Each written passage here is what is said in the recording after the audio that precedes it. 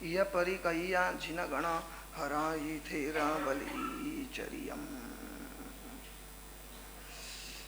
समणे भगवान महावीरे दखे दख पैने पड़ी रुए आलिणे बद्धये विणिये नाये नाय पुत्ते नाय कुल चंदे विदेहे विदेह दिन्ने विदेह चच्छे विदेह सुकुमाले तिसम वासाय विदेहं सिकट्टुम अम्मा प्यूहिम देवत्त गएहिम गुरु महत्तरहिम अपुन्नाये समत्त पैन्ने पुनरवि लोयन्तेहिम जियकप्पेहिम देवेहिम ताहिम इट्ठाहिम जाव वग्गुहिम अणवरयम अभिनंदमाना या विथुवमाना एवं वयाशी। परमात्मा कुमार वर्धमान जन्म से तीन तीन ज्ञान के धनी थे। प्रभु को पाठशाला ले जाने की कोई आवश्यकता नहीं थी, लेकिन एक माता पिता ने व्यवहार देखा, लेकर गए।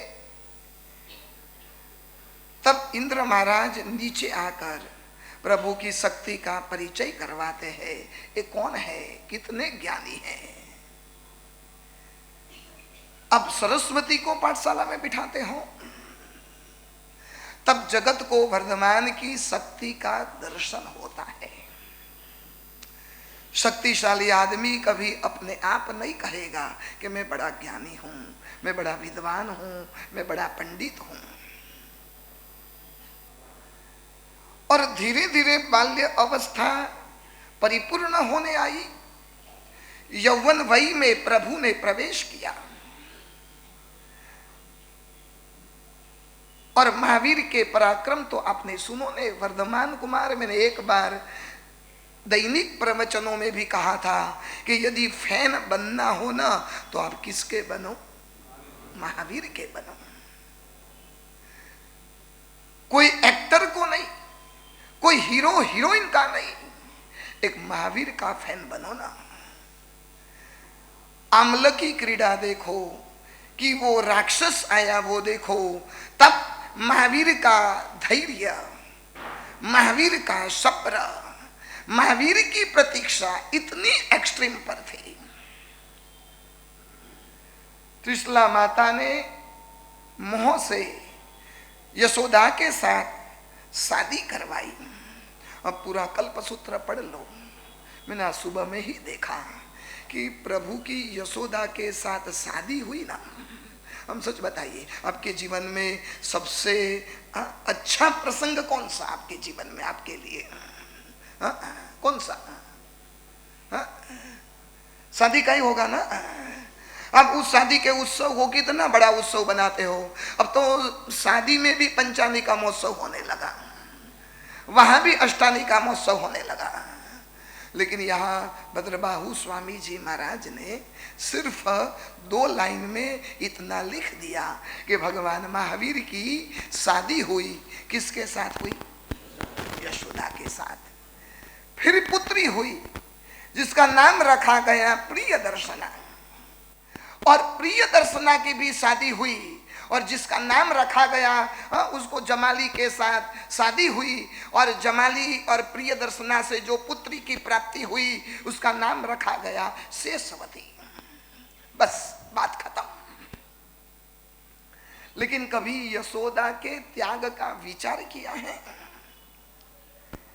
30 साल की उम्र में प्रभु तो आजीवन वैरागी थे, लेकिन एक माता पिता की वजह से प्रभु ने प्रतिज्ञा ली थी, अम्मा पीयूहिम जीवन्ते हिम नाहम समणो ओहम।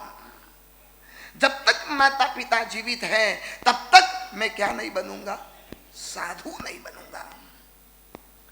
फिर माता पिता नहीं रहे, माता पिता के स्थान पर बड़े भैया थे और जिसका नाम था नंदीवर्धन। मैं तो कहता हूं भगवान बनना हमारा सौभाग्य नहीं। चलो ठीक है, ऐसी किस्मत नहीं है कि हम खुद तीर्थंकर बने, खुद भगवान बने, लेकिन भगवान के परिवार में प्रवेश लेना वो भी हमारा सौभाग्य नहीं। अब जब जब भी महावीर का नाम लिया जाता है ना, तब महावीर के पिता के रूप में किसका नाम लिया जाता? बोलो ना यार, प्रभु के पिता का नाम तो बोलो। हाँ, कौन से महाराजा? सिद्धार्थ महाराजा। प्रभु की माता त्रिशला देवी, प्रभु का भाई वर्धन, प्रभु की बहन प्रिय दर्शना, प्रभु की धर्म पत्नी यशोदा, प्रभु की पुत्री प्रिय बेनू नाम सुदर्शना, मिच्छामि दुक्कडम। बहन का नाम सुदर्शना और पुत्री का नाम प्रिय दर्शना। हमारा प्रभु परिवार में प्रवेश, मैं तो कई बार चाहता हूँ मुझे ऐसे कुछ परिवार बनाना है दिनेश भाई, है जो ऐसा कहे कि हमारा परिवार प्रभु का परिवार। हा? हमारा परिवार, हा? हमारा परिवार प्रभु का परिवार। मतलब प्रभु के परिवार में प्रवेश करना हो तो मेरी 8-10 कंडीशन है। नंबर 1, जमीन कन का जिंदगी भर के लिए त्याग। नंबर 2, रात्रि भोजन का त्याग। नंबर 3, परिवार के जितने भी मेंबर्स है वो सारे रोज जिन पूजा करे।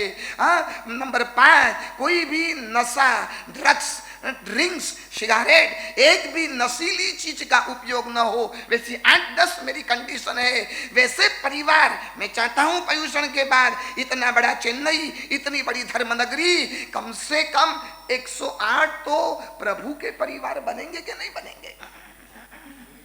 हाँ, बनेंगे ना। उसमें एक कंडीशन वो रहेगी कि उपधान करना है।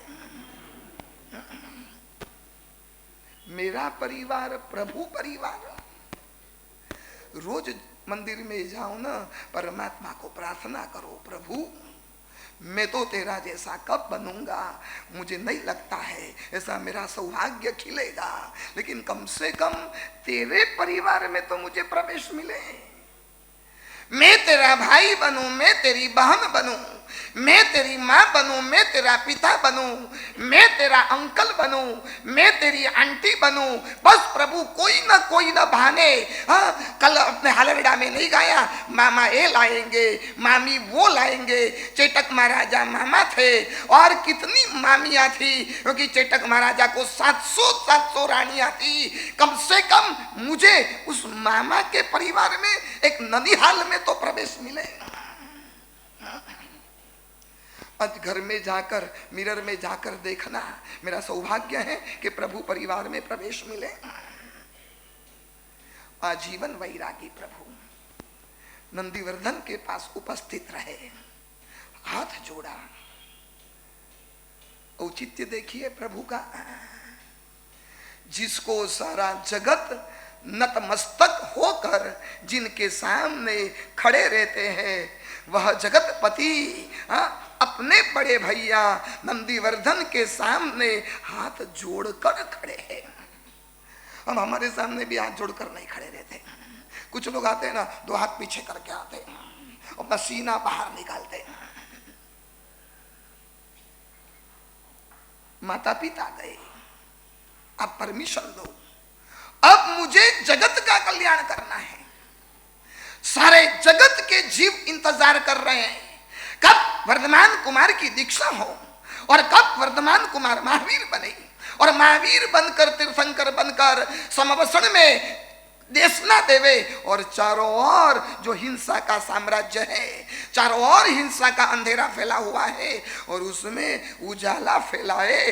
आप मुझे परमिशन दो, मुझे मेरा तो कल्याण करना है, साथ साथ मुझे जगत का भी कल्याण करना है। नंदीवर्धन फूट फूट कर रोने लगा। कुमार वर्धमान, तू मेरा तो सोच। मां गई, पिता गए, बहन अपने ससुराल में चली गई। अब इस क्षत्रिय कुंड के विशाल राजभवन में वर्धमान, तेरे अलावा मेरा कौन? कम से कम तू 2 साल तो रुक जा, अभी घाव ताजा है, माता पिता का वियोग हुआ है, मैं बिना माता पिता से तो नहीं रह सकता हूं, लेकिन मजबूर था। अब वर्धमान तेरे बिना तो तड़पूंगा, तेरे बिना मेरी जिंदगी की कोई कल्पना नहीं कर सकता हूं। मैं समझता हूं जितना समय तू संसार में रहेगा उतना लेट होगा जगत के उद्धार का कार्य, लेकिन वर्धमान कम से कम मेरे लिए तो रुक जा। 28 साल रुके, किसके लिए? हाँ, किसके लिए? बोलो ना, मुर्दे हो क्या? पयूषण में तो बोलो यार। किसके लिए रुके? माता पिता के लिए। और अब 2 साल रुकना है, किसके लिए? अब किसके लिए रुके हो? सुरेश भाई किसके लिए बैठे हो? अब तो सारी जिम्मेदारी निपट गई ना। कुमार वर्धमान का वैराग्य देखो, क्या महावीर का जीवन है। महावीर साधु नहीं बने, वर्धमान तीर्थंकर नहीं बने, वर्धमान श्रमण नहीं बने, अभी तो संसार में है, राजमहल में है। वर्धमान ने साफ साफ नंदीवर्धन को कह दिया। नंदीवर्धन रो रहा था, लेकिन कुमार वर्धमान के आंखों में एक भी आंसू का बूंद नहीं था। वर्धमान अटल थे, आजीवन वैरागी। वर्धमान को पता था कौन भाई, कौन बहन, कौन पत्नी, मैं रहूंगा लेकिन मेरी कंडीशन रहेगी।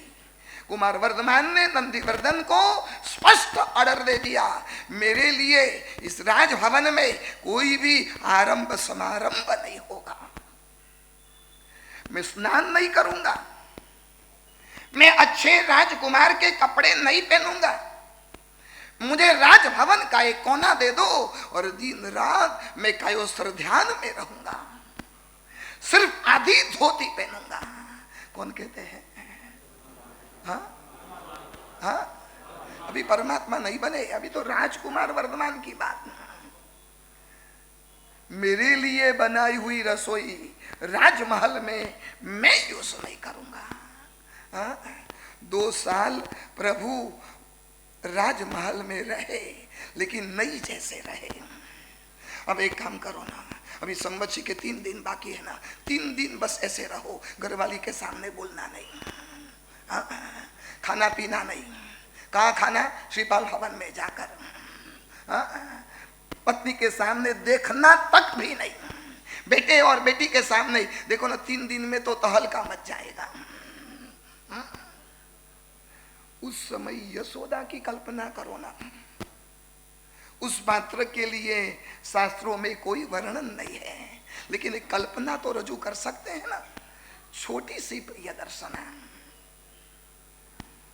2.5-3 साल की प्रियदर्शना बार बार वर्धमान के सामने आकर खड़ी हो जाती है और वर्धमान को पापा पापा पापा करके पुकारती है, लेकिन वर्धमान उस प्रियदर्शना के सामने देखने तक राजी नहीं।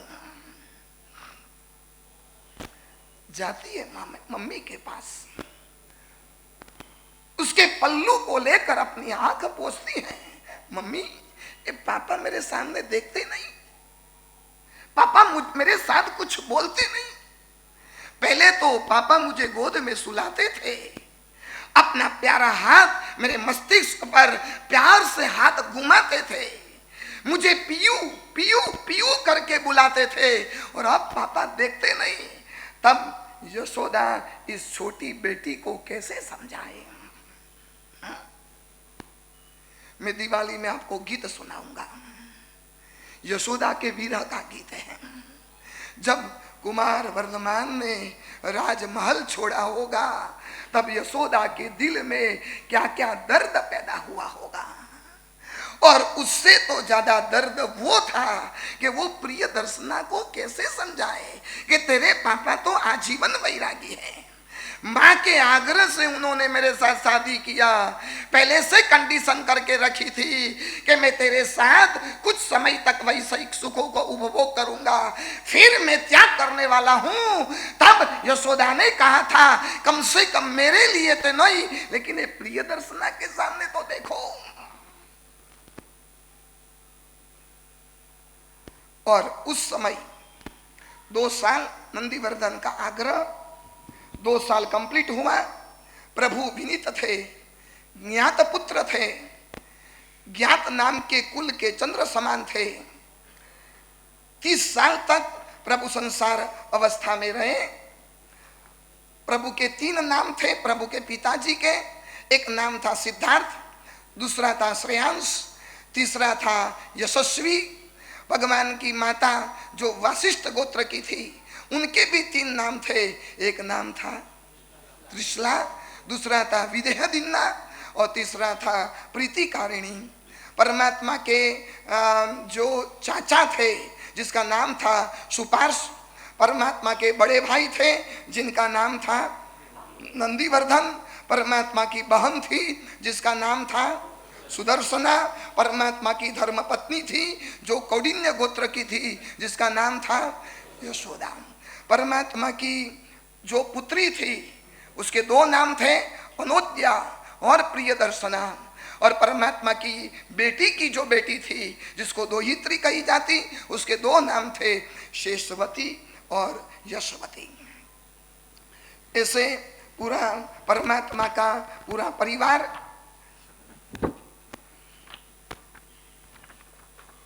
प्रभु के 30 साल कंप्लीट हुए और 30 साल होने के बाद अब दीक्षा का समय प्रभु का नजदीक आ रहा है।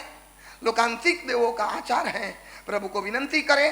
अब लोकांतिक देव नीचे आते हैं और कहते हैं समणे भगवान महावीरे दखे दख पैने पड़िरुवे अलिणे बद्धये विणीये नाय पुत्ते नाय कुलचंदे विदेह विदे रिंदे विदे जच्चे विदे सुकुमाले दिसमासाइन विदे अंसी कट्टू अम्मा पिउही देवत्त गए गुरु महत्तरीं अपुन्नाये सम्मत पैन्ने पुनरविलोयन्तेयं जेकप्पेयं देवीं ताइमिटाइं जाववग्गुहिं अणमरयं अभिनंदमाणा अभितोमाणा एवं वयासी। परमात्मा की प्रतिज्ञा कंप्लीट हो गई, नंदीवर्धन की परमिशन मिल गई।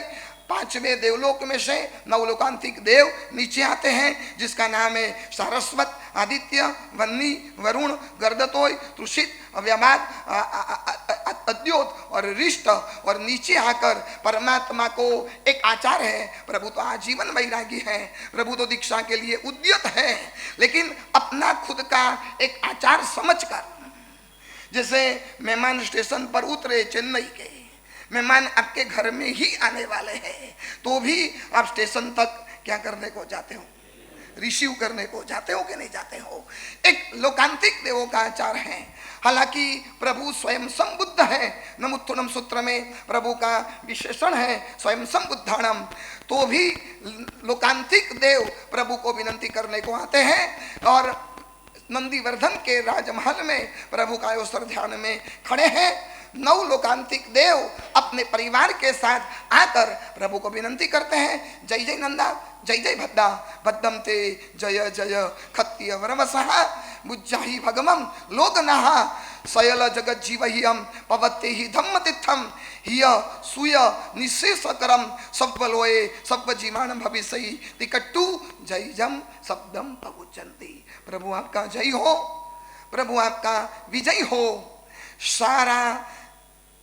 सारी जीव सृष्टि चाहती है कि प्रभु आप एक धर्म शासन की स्थापना करो जिससे जगत का हित हुए, जिससे जगत को सुख की प्राप्ति हुए, जिससे जगत का कल्याण हो जाए।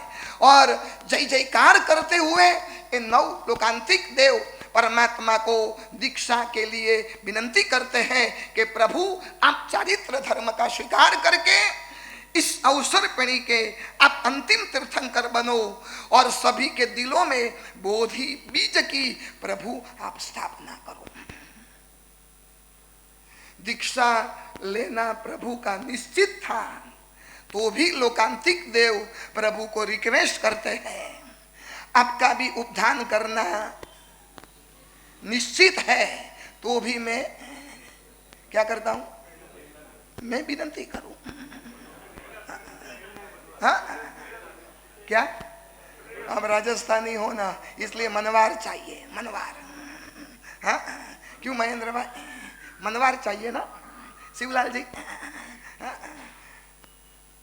और परमात्मा ने अवधिक ज्ञान से अपना समय देखा, अब मेरा चरित्र जीवन का समय आया है, चिच्चा हिरण्यम, सोने का त्याग किया, मणिक मोती का त्याग किया, धन का त्याग किया, राज्य का त्याग किया, राष्ट्र का त्याग किया, सैन्य का त्याग किया, वाहन का त्याग किया, नगर का त्याग किया, अपने अंतपुर का त्याग किया, अपने देश का त्याग किया और सर्वस्व को छोड़कर प्रभु ने रोज संवत्सरिक दान देने की शुरुआत करी। संवत्सर मतलब एक साल, साल में एक बार जो दिन आता है उसको हम क्या कहते हैं? संवत्सरी। संवत्सरी प्रतिकोण मतलब साल भर में एक बार। तो प्रभु साल भर जो दान देते हैं उस दान को क्या कहा जाता है? सांवत्सरिक दान। रोज सुबह में प्रभु बैठते थे प्रातः काल में, और जब तक एक घड़ी सूर्योदय की नहीं होती थी, 2 घड़ी जब तक नहीं होती थी, तब तक रोज प्रभु सुवर्ण मुद्राओं का प्रभु दान करते थे। आसपास के गांवों में, शहरों में, सारे नगरों में घोषणा होती थी, आओ कुमार वर्धमान चारित्र लेने के लिए उद्यत हुए हैं, अब उनके हाथ से आप कुछ दान स्वीकार करो तो भव भ्रमण कराने वाला ये दान के पैसे के प्रति जो आपकी मूर्छा है वो मूर्छा टूट जाएगी।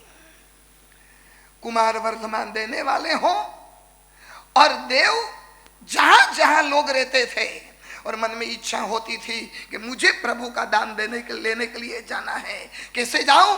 और तुरंत देव उठाते थे, क्षत्रिय कुंड नगरी में लाते थे, प्रभु के सामने खड़े करते थे और प्रभु के सामने हाथ फैलाकर दान देकर फिर चाहते थे मैं मेरे गांव चला जाऊं, मेरे घर चला जाऊं। वापस छोड़ने के लिए कौन आते थे? देव आते थे। सच बताइए, ऐसी व्यवस्था अभी हो तो अब दुकान धंधा छोड़ देंगे ना। उस जमाने के लोग संतोषी थे। षोडशक ग्रंथ में ऐसा प्रश्न पूछा है कि देने वाले तीर्थंकर तो इतना ही दान क्यों दिया?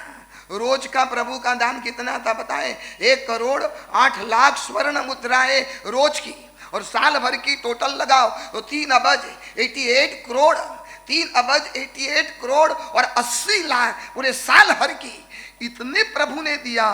देव लेने वाले छोड़ने वाले तो इतनी क्यों?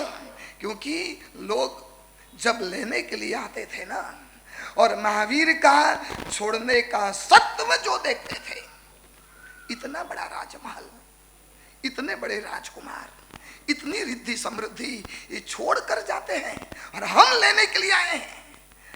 और उस समय लोग सोचते थे बस इनके हाथ से कुछ प्रसाद मिल जाए, कुछ शेष मिल जाए, ज्यादा कुछ नहीं चाहिए।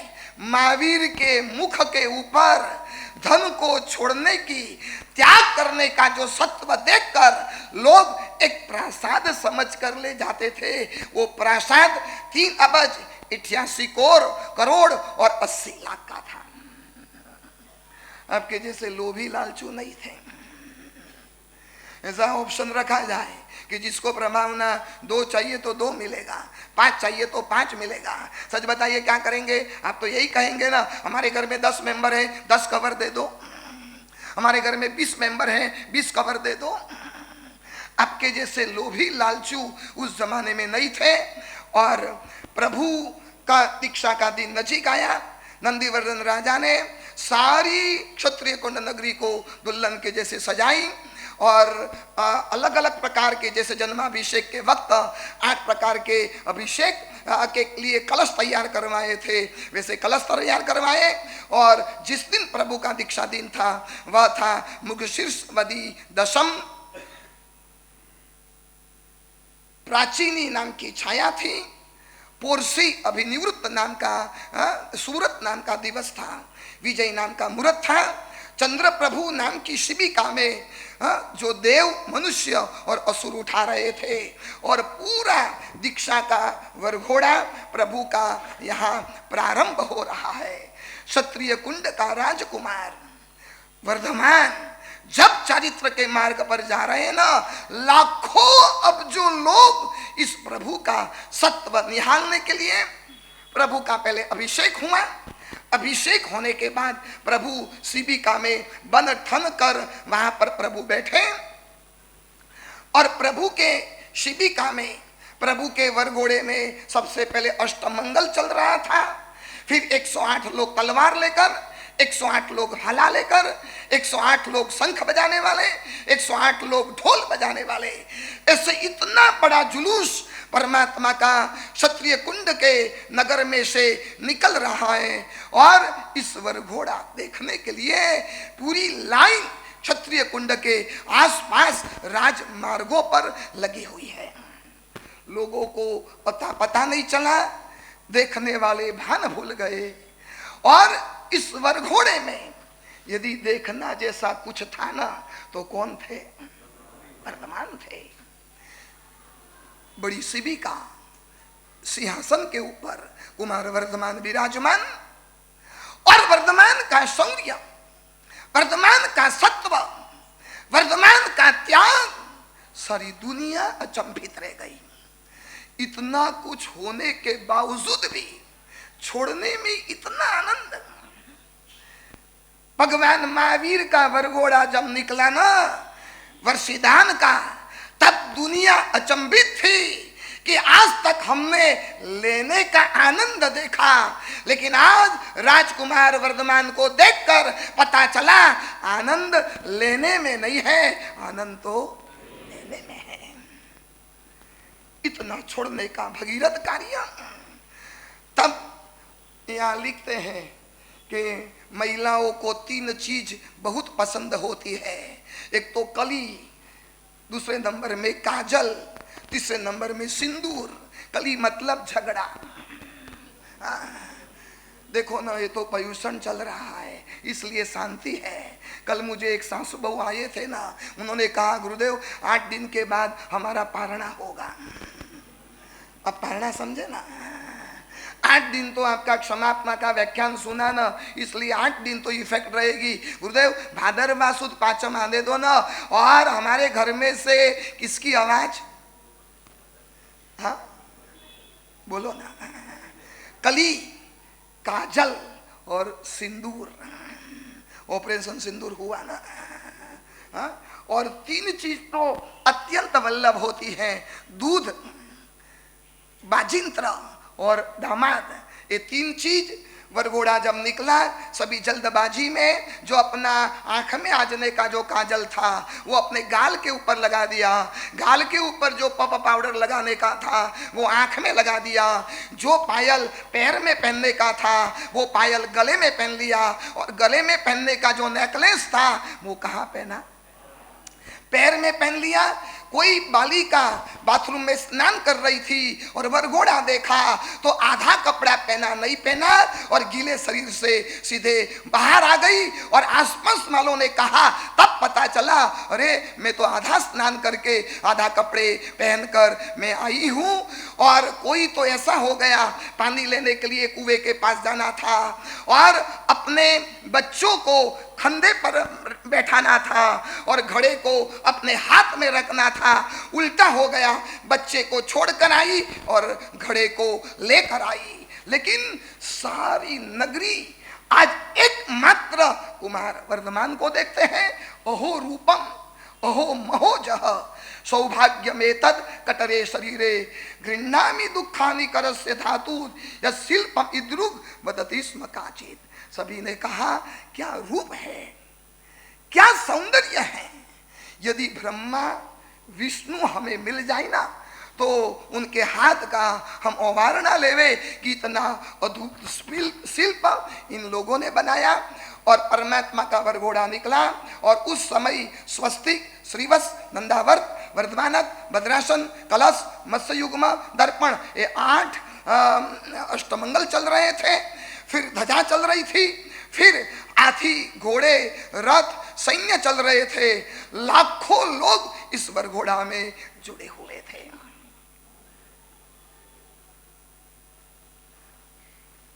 और क्या हुआ पता है? एक बहू जो नई नई शादी करके आई थी, पुराने जमाने में तो रमेश भाई रिवाज था ना, क्या था? घूंघट था। अभी एक भी घूंघट वाली नहीं देखती। हाँ? मैं 36 साल पहले आया था ना, मैंने मेरे शिष्यों को कहा था, मैंने कहा आज तक घूंघट नहीं देखा ना, अपन चेन्नई जाएंगे ना तब देखेंगे। लेकिन मुझे पता नहीं कि चेन्नई में से भी घूंघट पाकिस्तान चला गया।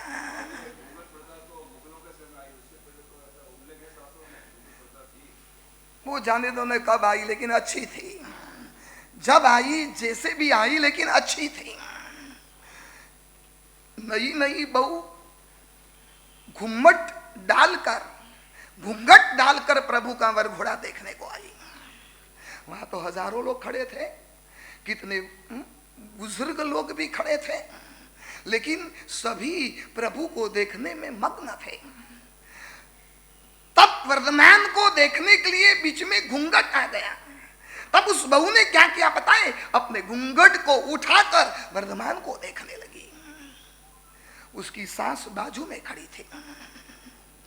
सास ने बार बार टोका, तू क्या करती है? बाजू में तेरे ससुर जैसे, दादाजी जैसे लोग खड़े हैं और तू घूंघट उठा रही है, तुझे शर्म नहीं आती है? लेकिन वो बहू भगवान को देखने में इतनी मग्न थी। सास का, प्रकाश भाई अभी नहीं, सास का नहीं सुनना वैसा नहीं। हाँ, उस समय की तो बहू अच्छी थी जो सास का सुनती थी। हाँ, 21वीं सदी में पूरा करवट बदल गया ना। सास बार बार टोकती रही, तुझे शर्म नहीं आती? घूंघट उठा लिया, सब तेरे चेहरे देख लेंगे तो। एक बार, दो बार, 3 बार, लेकिन वो तो प्रभु के देखने में मग्न थी। फिर चौथी 5वीं बार उसका हाथ हिलाकर कहा ना, तब बहू से रहा नहीं गया।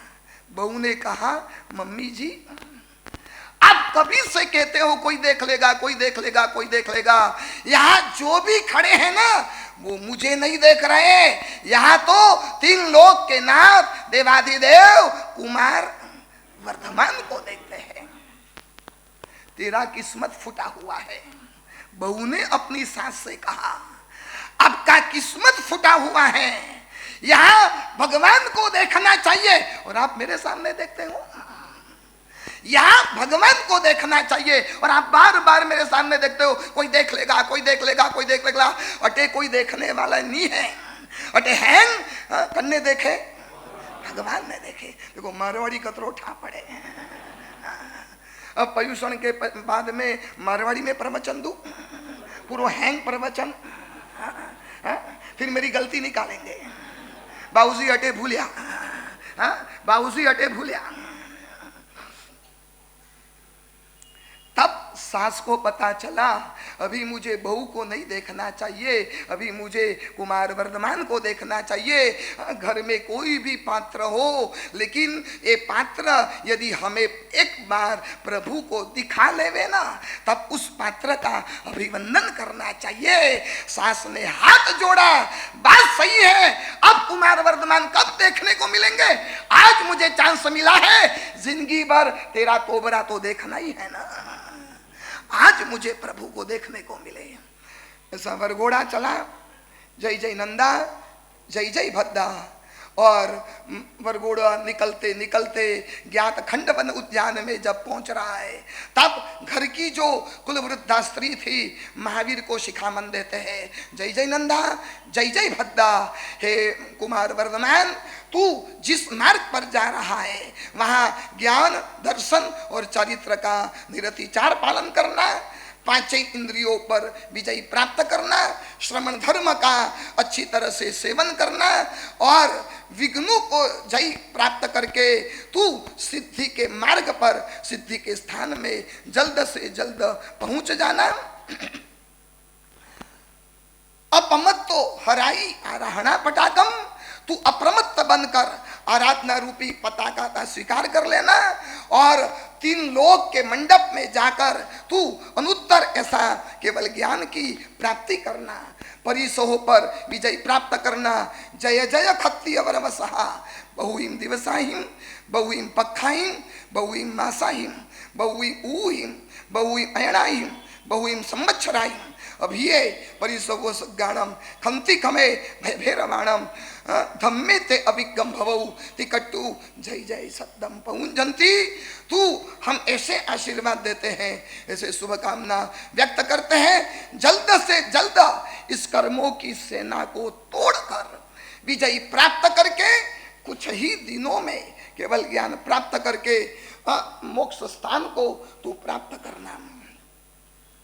वैसे नयनमाला सह सहीम पिछित जमाने वर्णमाला सह सहीम अभिथुव माणे हिय माला सह सहीम।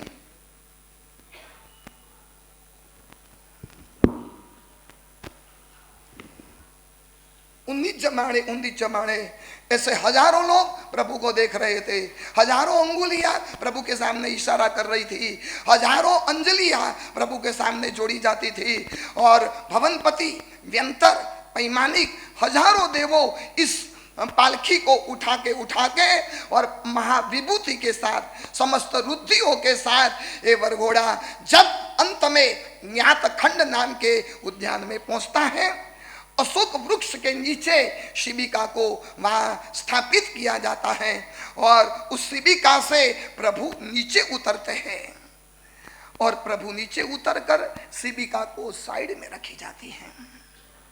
अब प्रभु का पराक्रम देखो, 7 हाथ की काया, कंचन वर्ण शरीर, राजकुमार का वैभव, अद्भुत रूप। उपाध्याय यशो विजय जी महाराज कहते हैं एक अंगुष्ठ रूप प्रति छंदा, कोई देव की भी ताकत नहीं है प्रभु के अंगूठे के जैसा भी रूप बना सके। इंद्र देवेंद्र नरेंद्रो, देव देवियां नर नारियां इस प्रभु के भीष्म पराक्रम के साक्षी बनने को उद्यत है। प्रभु खड़े होकर अपने जितने भी गहने थे, दागिने थे, सारे के सारे प्रभु ने उतारे, अपने सारे वस्त्रों को त्याग कर दिया। जिस बाल के पीछे दुनिया पागल है उस बाल को उठाकर पंचमुष्टि लोच करके प्रभु ने इंद्र के हाथों में सौंप दिया। हम कभी कभार कहते हो ना, गुरुदेव मैं नवाणु यात्रा करने को जाता हूं, मैं उपधान करने को जाता हूं, मैं छरी पालित संघ में जाता हूं, मैं फलाने गुरु भगवान को वंदन करने को जाता हूं, मैं नाकोड़ा जीरावाला तीर्थ यात्रा करने को जाता हूं। यदि आप में हिम्मत हो ना तो एक वाक्य बोलिए, एक वाक्य, ज्यादा नहीं, जो परमात्मा बोलते हैं। कौन सा वाक्य? मैं दीक्षा लेने के लिए जाता हूं। बोलो है ताकत? कभी आपने कहा बाबूजी मैं उपधान करने जाऊं, बाबूजी मैं नवाणु यात्रा करने जाऊं, बाबूजी मैं छरीपाली संघ में जाऊं, बाबूजी मैं प्रतिष्ठा वास्ते जाऊं, ध्वजा चढ़ावा वास्ते जाओ? कभी एक बार तो बोलो गुरुदेव मैं जाता हूं, किस लिए? बोलो तो सही। मरघट में जाओगे तब तक नहीं बोलोगे। और प्रभु की हिम्मत, प्रभु का साहस, इंद्र महाराजा ने डिक्लेयर किया कि बस अब प्रभु चारित्र के मार्ग पर जा रहे और सर्व सावध्य की प्रतिज्ञा ले रहे, शोरगुल बंद। और प्रभु का ये भीष्म पराक्रम जिन्होंने भी देखा ना, आंख में से अनराधार आंसू। इंद्रों और देवेंद्रों ने सोचा हमारे पास इतनी भोग समृद्धि होने के बावजूद भी कभी चारित्र लेने का भाव नहीं हुआ। 60-70 साल के बुजुर्ग खड़े थे, हमने सारी जिंदगी छान मारी, पूरी जिंदगी का चप्पे चप्पा हमने देख लिया, लेकिन इस संसार में सुख नहीं मिला। वो जानकारी वर्धमान को मिली, हमें क्यों नहीं मिली? 30 साल की उम्र में वर्धमान इस कठिन चारित्र के मार्ग पर जा रहे हैं। सभी रो रहे थे, लेकिन कोई साथ में जाने को तैयार नहीं। हाँ? अब इस पराक्रम को मामूली समझते हो? आपको ऐसा लगता है ना कि केवल ज्ञान घर में बैठे बैठे मिलेगा, जाजम पर बैठे बैठे मिलेगा, चेयर पर बैठे बैठे मिलेगा, पोते को गोद में खिलाते खिलाते मिलेगा। यदि राजमहल में बैठे बैठे मोक्ष मिलता होता ना, तो कुमार वर्धमान राजमहल को त्याग क्यों करता? 24 तीर्थंकर नहीं, अनंत अनंत तीर्थंकर हो गए, किसी ने महलों में बैठ कर केवल ज्ञान नहीं पाया, जंगल पसंद किया, साधना पसंद कर दी। और भगवान महावीर, मैं आज दोपहर में कहता हूं, अभी जितने भाइयों बैठे ना, हमारी बहनें तो आएगी, श्राविकाएं समझदार होती है। आज यदि महावीर को वाकई में सुनना हो, रमेश भाई आज दोपहर में आओ, है कि नहीं समझ कि आपकी अपॉइंटमेंट में लूं? आज दोपहर का प्रवचन मिस मत करना, 2 घंटा। हर साल मैं गणधर्वाद लेता हूं, लेकिन क्या मालूम इस साल मुझे सूझा कि उपसर्गवाद का प्रवचन 10 मिनट में पूरा करना पड़ता है, तो इस वक्त में प्रभु के उपसर्गवाद क्यों लाऊं? भगवान के जीवन में 2 बड़े बड़े वाद आए, एक वाद था गणधर्वाद और दूसरा वाद था उपसर्गवाद। गणधर्वाद में प्रभु जीव व्यक्तियों के सामने लड़े और उपसर्गवाद में प्रभु जड़ ऐसे कर्मों के सामने लड़े। एक में जड़ के सामने लड़ाई थी और दूसरे में जीवों के सामने लड़ाई थी। जीवों के सामने जो लड़ाई थी ना, वो प्रभु आत्मीयता से लड़े, बड़े प्यार से लड़े। गौतम के साथ झगड़ा नहीं किया, गौतम को उल्टा ऐसा कहा, भो गौतम, भो इंद्रपुति गौतम, सुखे ना आगता। लेकिन कर्मों के सामने जो प्रभु ने फाइट की है ना, 24 तीर्थंकरों में से एक तीर्थंकर वैसे है कि जिन्होंने 1 साल नहीं, 2 साल नहीं, 3 साल नहीं, कर्मों के साथ लड़ाई कितने साल की? 12.5 साल। और साधना का वर्णन, आंख में से आंसू निकले। मैं तो सुबह 4 बजे पढ़ रहा था ना, मैं खूब रोया कि प्रभु हमारे लिए इतना सहन किया, एक शासन की स्थापना के लिए। प्रभु ने, सभी लोगों ने एक ही धंधा किया था, प्रभु को हैरान और परेशान करने का। कठपुतना आई, शूलपाणी आया, वो ग्वाला आया, वो गौशाला आया, वो संगम आया, और एक एक लोगों ने प्रभु को हैरान करने का धंधा। और मेरे प्रभु 12.5 साल तक 1 मिनट भी जमीन पर बैठे नहीं। भद्रबाहु स्वामी जी महाराज ने पूरा साधना का सूत्र निकाला है।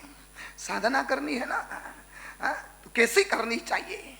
और केवल ज्ञान पाने से पूर्व भगवान महावीर की जो मनोदशा थी ना, उसका पूरा साक्षात्कार भद्रबाहु स्वामी जी महाराज ने किया है। सुबह में तो आते हो, जैन हो इसलिए आते हो, दोपहर में आना हो तो श्रावक हो तो आना। आज एक दिन के लिए मेरा मानना, आज दुकान कम से कम कोई होवे तो उनको सुप्रत कर देना, और न हुए तो दुकान को ताला लगा देना। लेकिन आज दोपहर में 2:30 बजे आराधना भवन में आना, और मेरे महावीर की साधना, मेरे महावीर की 5 मनोदशा थी, क्या अद्भुत थी, क्या अद्भुत। मैं परमात्मा की 5 साधनाओं की मनोदशा का वर्णन करूंगा, आप आफरीन पुकार जाओगे।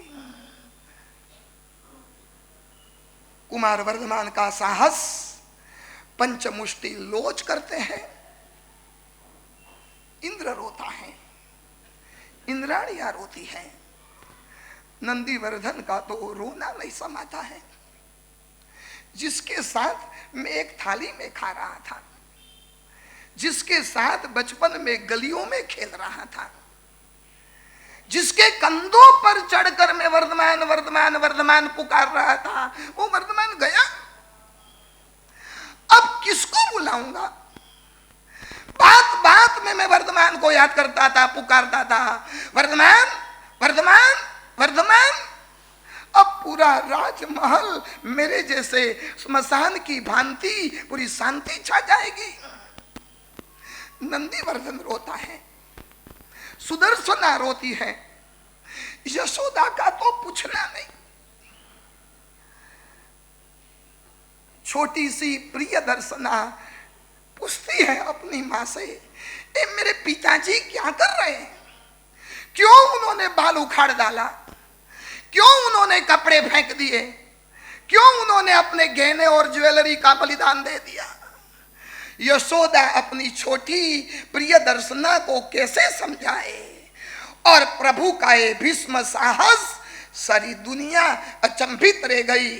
और जब उत्तरा फाल्गुनी नक्षत्र का योग आया, प्रभु ने 24 छठ का पचकान लिया और उस समय प्रभु ने हाथ जोड़कर नमो सिद्धाणम, कोई पण तीर्थंकर भगवान अरिहंत को नमस्कार नहीं करते, सिद्ध भगवान अपने से बड़े हैं, और नमो अरिहंताणम नहीं, प्रभु क्या बोले? नमो सिद्धाणम। और करेमी सामाय्यम, भंते शब्द प्रभु को बोलने का नहीं रहता। करेमी सामाय्यम सव्वम सावज्जम जोगम पच्चखामी जाओ नियमम पज्जुवासामी। और उस समय प्रभु जैसे ही करे मंते का पचकान स्वीकार करते हैं, उसी समय प्रभु को चौथा मन पर ज्ञान की प्रभु को प्राप्ति होती है और प्रभु चारित्र के मार्ग पर जाते हैं। बोलिए महावीर स्वामी। परमात्मा ने चारित्र का स्वीकार करके जगत को संदेशा दिया कि यदि आत्म कल्याण करना हो तो बिना चारित्र से कभी आत्म कल्याण होने वाला नहीं है। आपको जब जब भी मोक्ष मार्ग पर प्रस्थान करना हो तो चारित्र तो कंपलसरी है, लेना ही पड़ेगा। या तो चाहे इस भव में लो या तो आने वाले भव में लो। राजकुमार वर्धमान भी चारित्र के मार्ग पर जाते हैं तो उनको चारित्र तो लेना पड़ेगा। और उस समय इंद्र ने प्रभु के कंधों पर देवदुष्य स्थापित करते हैं और प्रभु विहार करने की तैयारी करते हैं। लोग पूछते हैं गुरुदेव दिगंबर सही है कि श्वेतांबर सही है? देवदुष्य का स्वीकार करके प्रभु ने अपने आने वाली पीढ़ी को संदेशा दिया कि आपको सवस्त्र धर्म की आराधना करनी है, निर्वस्त्र नहीं रहना है। फिर से याद दिलाता हूं, प्रभु ने जो किया वो हमें नहीं करना है, लेकिन प्रभु ने जो कहा वो करना है। प्रभु ने वस्त्र उतारे, प्रभु की लब्धि थी कि प्रभु का नाभि से नीचे का शरीर किसी को दिखाई नहीं देता था। प्रभु अपने हाथों से गोचरी बहरते थे, प्रभु की लब्धि थी, एक बूंद भी नीचे गिरता नहीं था। लेकिन वो लब्धि आज के कलयुग के साधुओं में नहीं है। इसलिए प्रभु ने देवदुष्य धारण किया और जगत को कहा कि मेरे आने वाली संतति, मेरे आने वाली परंपरा वो वस्त्र को धारण करे। वस्त्र को धारण करने वाले मैं आपको कल समझाऊंगा कि हमारे वहाँ 4 संप्रदाय हैं, एक श्वेतांबर, एक दिगंबर, एक स्थानकवासी, एक तेरापंथी। उसमें से सबसे महावीर के सिद्धांतों से सबसे नजीक कौन है? नजीक कौन? मैं आपकी भाषा में समझाऊंगा ताकि आपको पता तो चले कि हम जिस धर्म की आराधना करते हैं वो सिद्धांत भगवान महावीर से बिल्कुल नजदीक में है। और हमें पता चल जाता है कि श्वेतांबर मूर्ति पूजक संघ जो अभी प्रथा परंपरा सिद्धांत के अनुरूप है वो बिल्कुल महावीर से नजदीक है। और प्रभु ने चारित्र जीवन का स्वीकार करके अब विहार की तैयारी करते हैं। और विहार की तैयारी करते करते अब प्रभु के जीवन में, मैंने कहा ना, उपसर्ग की शुरुआत होती है। और वो उपसर्ग 1 साल नहीं, 2 साल नहीं, 3 साल नहीं, कितना साल? 12.5 साल। और कैसे उपसर्गों की फौज बरसती है। हर साल गंधर्ववाद सुनते हो, आज उपसर्गवाद सुनो। कई स्टोरियां आपको पता होगी, लेकिन महावीर के साथ यदि अटैचमेंट बनेगा ना, तब आंख में से आंसू निकलेंगे कि मेरे महावीर को ऐसा हुआ, ऐसा हुआ। बेटा गिर जाता है, खून निकलता है, तब बेटे के आंख में से आंसू बाद में निकलता है। पहले किसके आंख में से निकलता? माँ के आंख में से। क्यों? माँ को अपने बेटे के प्रति अटैचमेंट है, घाव लगा बेटे को और रोती है माँ। यदि महावीर के साथ अटैचमेंट होगा ना, हमारे पन्यास प्रवर चंद्रशेखर विजय जी महाराज थे, मैंने कोल्हापुर में महाराष्ट्र में उनकी साथ मैंने चौमासा किया था।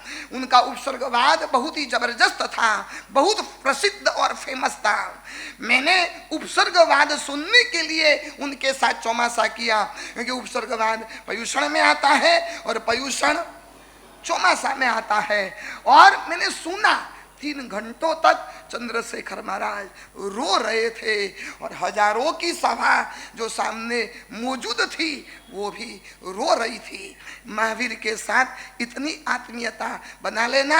आज एक महावीर के लिए दुकान नहीं छोड़ेंगे, कल जन्म वांचन में छोड़ा ना, कल तो संयोग से रविवार था, रविवार था, लेकिन रविवार नहीं होता है तो भी दुकान छोड़कर आते हो ना महावीर के जन्म वांचन सुनने के लिए।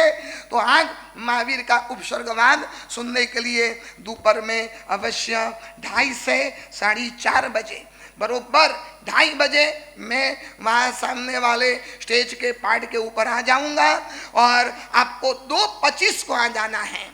सुनना हो तो पूरा सुनना, बरोबर है। कल सारे 28 और 28 के ऊपर के तपस्वी हैं, उनकी जीरावला से उनकी यात्रा निकलेगी। परसों नहीं, कल। सुरेश भाई आप नींद में हो क्या? परसों तो संवत्सरी आ जाएगी। कल जितने भी तपस्वी हैं उनका जुलूस, कोई भी अलग पचकमनी लेने को ना आए, सभी समूह में पचकान लेने के लिए आए, जितने भी तपस्वी भाइयों बहनों जितने भी हैं। और परसों संवत्सरी के दिन भाइयों अधिक से अधिक पौषध की यहाँ पर आराधना करें। एक दिन 365 दिन के पाप को धोने के लिए एक चांस मिला है। न राई प्रतिक्रमण, न देवसी प्रतिक्रमण, न पक्षी प्रतिक्रमण, न चौमासी प्रतिक्रमण, ओनली कौन सा? संवत्सरी पौषध के साथ आराधना करनी है। सारे भाइयों को सुबह में 5 बजे आ जाना है। फर्स्ट फ्लोर और सेकंड फ्लोर सारे पौषध वालों के लिए रहेगा, बाकी वालों का 3rd फ्लोर और 4th फ्लोर में प्रतिक्रमण होगा।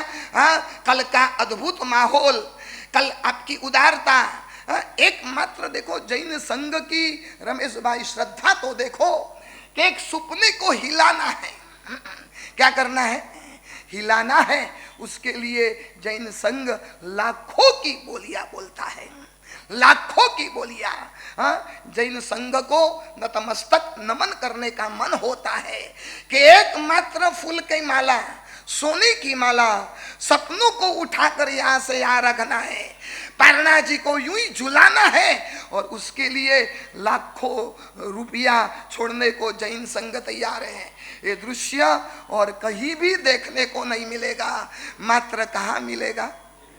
जैन धर्म में मिलेगा, वो भी श्वेतांबर मूर्ति पूजक संघ में मिलेगा। कई स्थानकवासी तेरा पंथी कहते हैं गुरुदेव आपके जन्म वांचन में बहुत आनंद आता है, ये सुपना जी उतारते हो ना, बहुत मजा आती है। मैं तो चाहता हूं, अब फिर से कहता हूं, ट्रस्ट मंडल से तो कहा था अब समय समय पर परिवर्तन जरूरी है, अब कुछ बोलियां कम करें। अब क्या हो गया, हमारा जन्म वांचन बोलियों से भरपूर हो गया। जब भक्ति प्रधान था वो हमने अर्थ प्रधान बना दिया। आज के दिन जन्म वांचन के दिन 2 घंटा सारा संघ बैठे, आसमान में से एक एक सपना जी उतरे, माँ त्रिशला बेड पर सोई हुई हो और त्रिशला माता का महल का साक्षात्कार हो, संगीतकार एक एक गीत ले और हम तालियों से झूमने लगे, नाचने लगे और ऐसा लगे हम खुद बिहार में हैं, हम खुद क्षत्रिय कुंड में हैं, हम खुद त्रिशला माता के राजमहल में हैं। मुझे तो कोई ऐसा संघ चाहिए कि 8 दिन नो बोली, नो चढ़ावा, नो पैसा, मात्र महावीरमय बनना है, मात्र कल्पसूत्र सुनना है। और ऐसा दिन जब आएगा ना तब जैन संघ का सूरज खिलेगा। और मैं तो चंद्रप्रभ नया मंदिर ट्रस्ट को जाहिर में विनती करता हूँ, क्योंकि हमारी आचार्यों की कुछ चलती नहीं है, हम खाली नाम के आचार्य हैं। अभी जो चलती है ना ट्रस्ट मंडल की चलती है, और कभी कभार तो ट्रस्ट मंडल की भी नहीं चलती है। वो मीटिंग होती है कौन सी, AGM।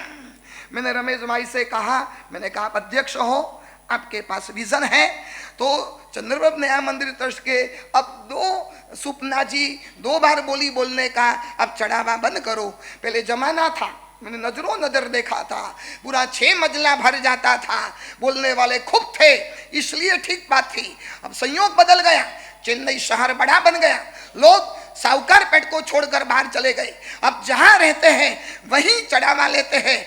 तो एक बोली सुपना की, 14 सुपना की एक जोड़ बोलना बंद करो, सिर्फ 2 जोड़, एक चंद्रप्रभ नया मंदिर ट्रस्ट और एक केसरवाड़ी ट्रस्ट।